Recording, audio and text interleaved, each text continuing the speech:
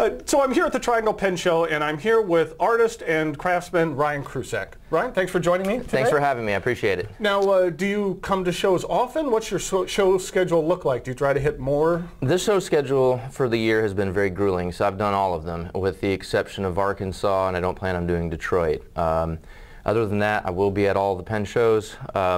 Next year, I'm hoping to selectively pare back and maybe do 6 or 8 instead of 11 to 12 or 13, however many it is.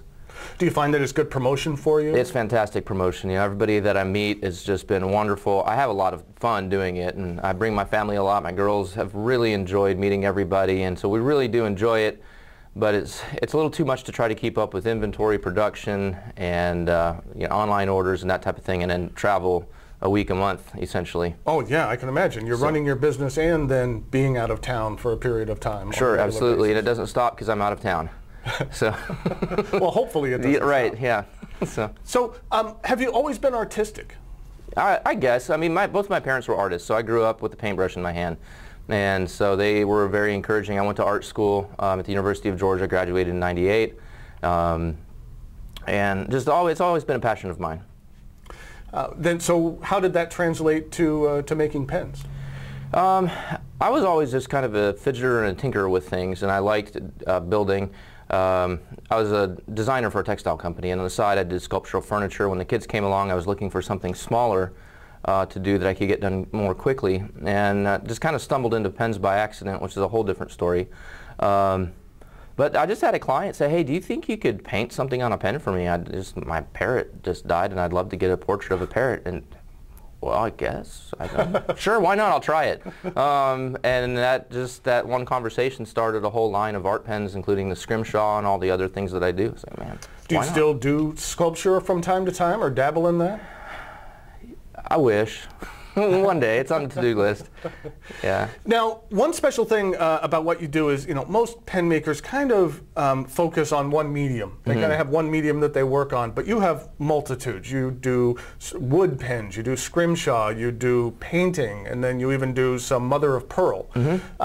What chose you to focus on multiple things as opposed to just one? Straight up boredom. For me, the joy of it is figuring out something new. Once I figured it out and it becomes production, it's like, all right, I got to find something else because this is just straight up production. And you know, I like the tinkering and the figuring it out and the process of finding materials and that type of thing. And so that's kind of what drives me. So I've got a lot of products that were really good sellers that you may not see on the website that people really liked, but I just kind of got bored with it for something new. It's not to say I wouldn't resurrect it and make it again if somebody wanted it, but I just like coming up with new things personally.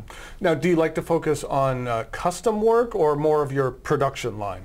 It's a good balance. Right now I'm about 2.5 months behind on custom work. When I get so much custom work, sometimes I hit, you know, the equivalent of writer's block. Like, what am I going to do with this? How is this going to work out? And just kind of put it to the back burner. So I love having some of that stuff, but the custom stuff is not necessarily something that I can force. It's kind of, sorry folks, you just have to deal with a quirky artist sometimes. It's just the way it is. Now, when someone comes to you for a custom job, I can imagine, or a custom pen, I can imagine at times they're just, make me something, and they can be rather vague. What type of details do you like people to come to you with, or ideas in order to make your life easier in creating them what they want and what they need? Yeah, you're right. A lot of people don't know exactly what they want. They have an idea. They'll give me a nebulous concept, and so what I try to do from there is, if it's about a subject matter, for instance, like it's a custom painting, somebody wanted, what's his name? William the Conqueror. I didn't know a lot about him, so you know, I did a bunch of research and came up, you know, read some of the stories and some of the more popular, more important anecdotes in his life. I would kind of pull those out and create a scene around something like that. And then what I usually do is do a quick sketch and then use Photoshop and drop it onto a pen so they can kind of get an idea. One of the hard parts about custom work, if they can't see it literally, it's hard for them to gauge it a lot of times. So I try to get as close in my mock-up as to what the actual piece will look like, so there's no surprises in the end. And then Cool. So let's take a look at some of your wooden pens. Now, correct me if I'm wrong, but I think for the most part your wooden pens, you're dealing with the Legend series right now, and there's two sizes, the 14 and the 16, right? I actually have lots of wood pens. I mean, all of my pen models will come in various woods, but the ones that are all wood, the Legend is my newest style. Launched it in August of well, last year at the DC Pen Show, and it does come in 2 sizes, yes. Cool. So I have a 16 right here that I purchased, and this one is in the Coca-Cola. Now, you have a tendency to use rather exotic woods. How do you make your wood choices when it comes to making pens? It's got to be pretty, bottom line. There are a lot of exotic woods that I don't like, that I don't use, because on something as small as a pen, the grain interest will disappear. You need a much bigger space for the wood grain to open up. Like Brazilian rosewood is one of them. I've got some old stock. You can't get it anymore. I mean, it's off the market. It's illegal to transport across international boundaries. But I had a guy from the 50s give me a big block of it. I made 1 pen, and it was just, frankly, it was very boring. It needs a big space to open up and breathe, so to speak. Coca-Cola is one of my favorites. It's got dark blacks, it's got orange, it's got yellow, and sometimes even some purple. One thing that I noticed that I really appreciate is a little attention to detail here is that you have a single cap thread and that the wood grains line up when it's capped. Has to line up. I appreciate that because it annoys me if it's just like a little bit off or something like that, and that it's one thing if it is a manufactured pen that you figure they could get the tolerances right and things like that, but on a where an individual is making the pen, a detail like that, how long did it take you to figure that out or determine how the best way to do that was? You know, honestly, it wasn't that difficult. I don't want to take the veil off things, but sure, it wasn't that difficult because really the last step is inside the pen is an acrylic cap liner. Yeah. Seals the nib, keeps it from drying out. And so the very last step of the process is to put the cap liner in. So all I do is I screw the cap liner onto the pen, put the epoxy inside the wooden cap and push it in and twist it until it lines up and then let it dry. So I mean, it's a pretty straightforward process.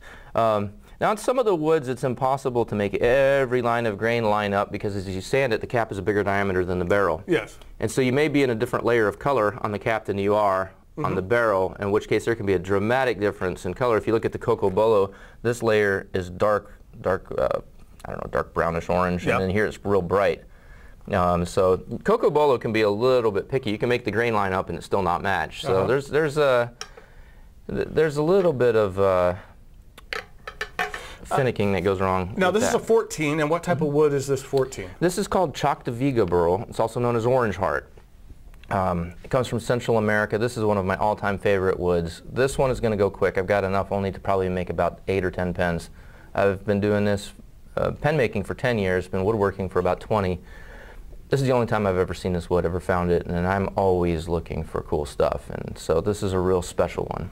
I had purchased one of your ebony wood pens at the Atlanta show, and I really liked it. It has a very interesting feel to it and look to it, and it's just a stark black, blacker than you think it could be. I really enjoy it. That one is a really special wood as well. That is Gaboon ebony, which comes from Cameroon, Africa, and all of the stuff that's coming out of Cameroon right now is more on the gray and the brown side. Gibson Guitars bought up the ebony processing companies. They're keeping the best stuff for their instruments. So what's on the market right now is very hard to get. I found this bowling ball size brick of it in this warehouse, and I bought the whole thing, and so that jet black, you don't find that anymore. It's all got streaks of gray through it. It's probably been in that place since the 50s. Man. And that you recently won an award with this pen. Yes, we're super excited. Found out yesterday when I was reading Pen World magazine that it did win Best Artisan Pen for 2016. So for all the voters, for everybody that submitted a ballot, thank you, thank you, thank you. It's a real honor to be a part of this with you guys, and thank you, Pen World magazine. Well, cool. It's well deserving. I enjoy my 14 that I have. Well, thank you. So in looking at some of the other versions that you have, let's see, we have the mother of pearl. Yes. And that I know that the mother of pearl varies depending on what ocean it comes out of and things like that. How do you determine what you use for your pens? Really what I like. My two favorites are the black lip oyster shell, and I like the brown lip oyster shell. Poa abalone to me is, I'll work with it, but it's really ostentatious. I've done a lot with it and it sells really well, but my personal sensibilities, I like understated. It's hard to be understated with mother of pearl, but yep. That's kind of what I like. So this one here that I'm holding is actually brown lip oyster shell, and then the cap is Macassar ebony. Now, when you buy the oyster shell, is it the full shell and you have to cut it down yourself, or could you actually purchase like the strips? Yeah, I buy it kind of pre-cut the way I want it. So I'll call my supplier and say, look, this is what I need. These are the dimensions I need. So can you take care of this for me, please? And how thick are these? Let's see, they're about 3/16. Oh, okay. Yeah. So it's not like paper thin. No, it's not paper thin. Yeah. Cool. And then when you lay these down, do you have to basically inlay them into the wood as it goes around? Yeah, or? so some of the models that you'll see on the internet, I'll laser cut into the wood. One of my favorite things to do is to take ebony, make the pen, and then do laser cutting and then put mother of pearl in there. In fact, one of the pens on the project that I'm working on right now are Constellation Pens, so that it'll be on a legend, both in the L14 and L16, made out of ebony, so it'll be a dark black sky with little bits of mother of pearl. So like in Orion, for instance, there'll be a Poa abalone for the nebula in there, and there'll be different size stars, pieces of mother of pearl correlating with the stars. Cool. And then the stars are going to be like in the constellation? Absolutely. So on the very first one I'll do several different constellations, but on the first one, Orion will be on the barrel looking up at Taurus on the cap, just like you'd see it in the night sky. Cool. I think that'll look really nice with that black wood. Mm-hmm. So, the next thing we have is the Scrimshaw I wanted to take a look at.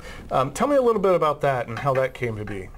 Okay, well this, after I did the Parrot, I just decided I'm going to try, how can I get drawing on a pen, because I love to draw. And I had an engraver that I would engrave my logo on every pen, and I thought, well, why can't I just do a drawing in a format that my engraver can engrave? And so I tried a lot of different materials. Wood didn't work so well because the drawing would compete with the wood grain, and it just turned into a mess. There were a couple of woods like North American holly that's real white that would work pretty well.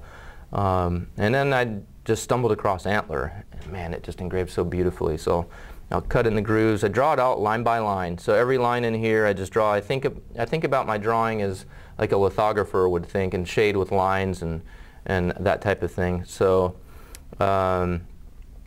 after I do the engraving, I'll go in with ebony dust and fill the grooves with ebony dust, and then spray it with an acrylic sprayer, then put it back on the lathe and just buff off the overspray. So only the ebony dust is left in the groove, so you get to still feel the antler and enjoy the feel of the natural material. Cool. Now, how do you actually get where do you go buy antler? There's a guy in Montana that I work with, and he's got a big operation. Getting service from him is actually kind of difficult because I'm a small fry. I mean, I'll order, you know, a box this big. It's about $1,000 worth of antler, but he likes to ship the stuff by the container. So it's, you know, there's always, every year, there's a fresh supply of moose antler sheds.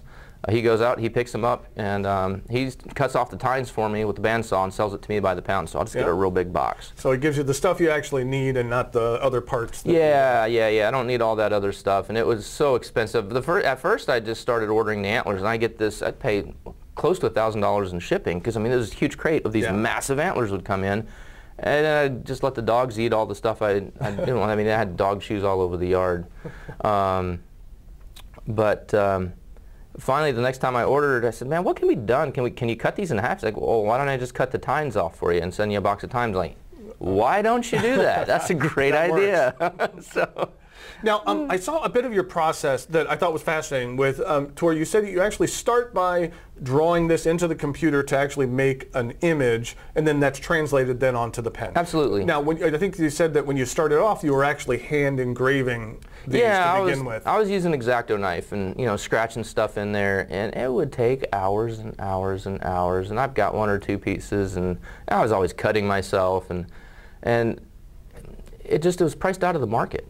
I mean, it really, really was, and it's nothing I could have had any sort of volume with. I mean, it would have been like a couple a year before I'd just get tired of doing it. And you know, this way I can labor over a drawing for a while, and my artwork's accessible to, you know, I would say kind of in a lot of cases even an entry-level pen person. I mean, you know, my Scrimshaw opens up at $325 and goes up from there.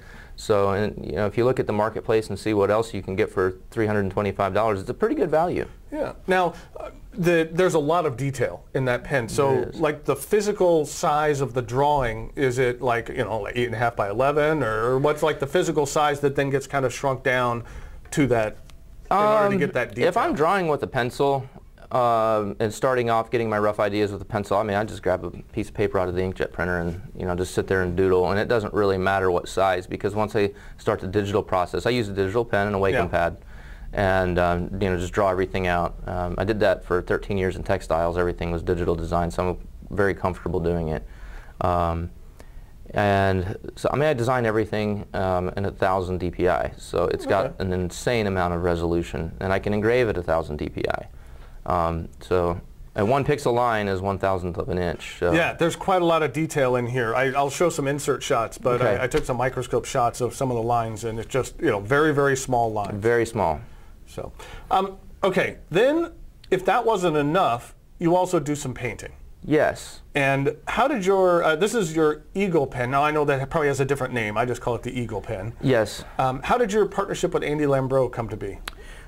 We had a table next to each other in Chicago several years back, and I had my hand-painted stuff out, and Andy just asked me straight up, he's like, yeah, would you be interested in doing a limited edition painted pen for me on my pen? So I said, sure, why not? Tell me what you have in mind. And so the very first one, we did some wolves in a nightscape, and a big full moon over the water with a wolf standing on a stone howling. And then the second one, the American bald eagle here. This is the wrong cap band. We don't have the right cap band for it yet, but we're, it'll be a sterling silver cap band when it's done. So this is a limited edition of 10. And so for people that actually want my hand on the pen for all of it, as in the Scrimshaw, I do the original artwork, and then my engraver does the engraving from there. I do a lot of hand painting, and this is just done with a very small paintbrush. I've got a 5-power visor, and I just paint. And so I can imagine that this is very time-consuming and very tedious work. It is. Like, approximately how many hours does it take to create something along those lines? Easily 12 to 14 for, the barrel, and probably close to the same for the cap. I mean, that's painting time. Yeah. It's small, like you say. It's small. It's tedious. It's hard on the shoulders. It's hard on the neck. So it takes a lot longer than that, because I'm going to paint for a few hours and then go do something else and then come back to it in a couple of days. Well, I can imagine having different medium to work with, that really, in a way helps your brain, because if you were just doing that all the time, then... No, I couldn't, and I wouldn't want to. I mean, I would very quickly dislike, the process of it, because it's physically uncomfortable to do. But I like the result, and I love making artwork, and I love to do it in the quantity that I do it. So, what I tell people is, if they want a custom painting, or if they order a painted pen, if it's not in stock, there's a chance you could be waiting for a while. And I never take anybody's money until it's ready to ship. So, for your custom orders, do you kind of prefer the ones that are the hand painted, or the ones that aren't, or you'll just take anything that? I like both. I guess my least favorite is when somebody wants to come with a new size and shape, because of for the section and that type of stuff, machining a custom section and writing the code for that, it's just ridiculously laborious, and for a one-off, it's almost not worth it. I mean, to spend 3 days writing code. I mean, the outside of the pen, the stuff I do by hand, that's easy stuff. I can eyeball that and put calipers on it. That's pretty easy. But it's the functional parts, the section and everything that has to be threaded and fit. That's kind of grueling, and I'm an artist. I don't enjoy writing machining code. That's not my bag. You'd rather have a paintbrush in your hand, I or would a much chisel rather, in your hand, sure, or something along those lines. lines. That's exactly right. But so, what's next for you? Next, that's a really good question. The next is going to be a rollerball version of, and I know people don't want to hear that, but a lot of people do. So I'm going to create a rollerball section for the Legend, and that will be available, and it'll be available where you can just order the rollerball section. So it'll be modular unit, so you can go back and forth between fountain pen and rollerball. And then the other thing I'm going to try to do this summer by DC, all right, there's the hard deadline I'm giving myself. I just did it. I said it. I want a clip for this. This pen is very polarizing. People either love it or can't stand it because it doesn't have a pocket clip. I designed it without a pocket clip for the very specific reason of I wanted to use my most special woods that I've been holding on to for years, because the clip gets in the way. The wood is too beautiful all the way around, and there are some woods that I've been sitting on for a decade that I can now work with. And I designed this pen for those. I also designed it to paint on so that it'll be an uninterrupted canvas where I don't have to work around the clip. I can make, like on this one, you know, I thought it would be cool to have the eagles kind of overlapping, but I can't because there's a clip here. So, you know, there's certain artistic sensibilities that have to be compromised for the mechanics of the pen. Not to say that this doesn't look good, but it's, you know, there are certain things that, you know, it'd be, you know, cool to put a third eagle in there maybe. You know, there's certain things I can't do with a clipped pen that I can do with the Legend. Now, I will say personally, since the way I use pens, I'm usually using them on a daily basis, and I do like a clip. And so it's taken me a while, but I've grown to appreciate the clipless ones more because it's just a different style. It's just almost like I have to pay more attention to it as I'm using it during the day so it doesn't fall out of my pocket or something like that. But I've grown to appreciate them for what they are. Now, were you looking to basically insert a clip, or were you actually having a finial and a separate piece on top, or you haven't decided? No, I want to do a slotted clip. I don't. With this pen, I think the profile is clean and very modern and elegant, and I don't want to interrupt that by, you know, having something on the cap. So, you know, what I'll do is I'll put a tab clip in there that'll go in, and it'll have a little screw up, you know, from the bottom. The trick is going to be figuring out what material that I want to use it with. It's got an ebonite section. And I do use a stainless steel, so maybe you know, a stainless clip might make sense. I don't know. Those are the, you know, the artistic sensibilities that I got to figure out. Yeah. How's it going to be cohesive? So now, when someone purchases one of your pens, it actually comes in one of these sleeves, and these are pretty special to you as well. Yes. So when I was doing my taxes, I realized how much money I was sending to box companies in China, shipping my boxes and shipping the pens in the boxes, and I thought, I wonder if there's a way to, you know, recapture some of this. And my daughters were taking sewing lessons, and I was like, yes, that's it. Girls, if you want a job, I will buy all of them that you can make, and then at pen shows you can probably make some in your own style that you like and sell them. So they started making my pen sleeves. We use silk, and they do it. I mean, their craftsmanship is excellent. They're 9 and 12 years old. And they are quite the little celebrities when it comes to pen shows. Well, I tell you, I really appreciate the reception that my girls receive, and they come home and they're talking about all these vintage pens and LaBeouf and Parker and, you know, all these things, and they've got this wealth of knowledge. So what it tells me is people are investing their knowledge into them, and it's, you know, I don't get to see it because I'm behind my table.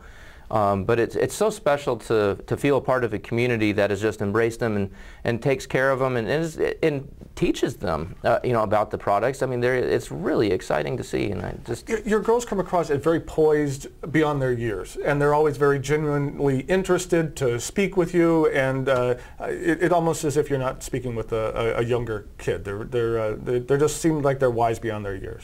We homeschool our children, and we're a part of a very big homeschooling network, and they've grown up since this high being around adults who have been very interested in investing in the next generation, and so they're very comfortable around adults. And the adults were just really blessed to live around a community where people don't talk to them like children, they speak to them as adults, and the result is they're very comfortable. And what's interesting is when you see them go out in the yard and play with their kids, they go into kid mode, and they're all about Legos and Ninjago, and, you know, they're two separate modes that they go in. There's, you know, the hey, I'm talking to adult mode, and then there's I'm a kid mode. And then they have their own jewelry that they bring to the shows as well, and their own little business cards. They do. They're very entrepreneurial, and I'm really proud of them. And, you know, the entrepreneur bug really bit them one time. We were going to Charleston, and my daughter Sylvia said, I don't have any money. I was like, okay.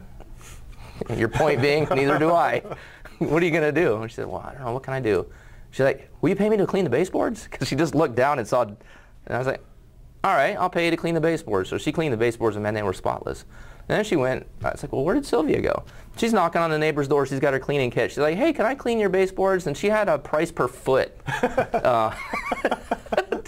So it all started there. She made her money, had a great time in Charleston, and it's just they're always looking for a way to, you know, to plan for their futures, which is really, I don't know, it's kind of odd. Yeah, well, you know, it seems like a lot of kids have a sense of entitlement, and what are you giving me, as opposed to I'm going to go earn something or I never had it. You know, my parents were teachers, so I mean, they lived a life of charity, and I grew up in that, so everything came hard that we wanted from a materialistic sense, and not that we're materialistic, but, you know, if I wanted designer jeans, I went and got a job at Walmart to buy them, and, you know, I like that.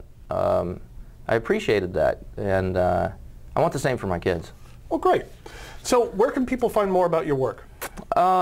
Pen shows is a great place. Like I said, I do a lot of pen shows. I've got my website, fountainpenstudios.com. You can also go to rkspens.com. It'll go to the exact same place. So whichever one is easier for you to remember. Or you can just Google custom fountain pens and I'll pop up in the 1 or 2 slot. Cool. Well, Ryan, thank you very much for spending time with me today. Thank you for having me. And thanks for showing me all your work. Oh, well, thank you. I appreciate it.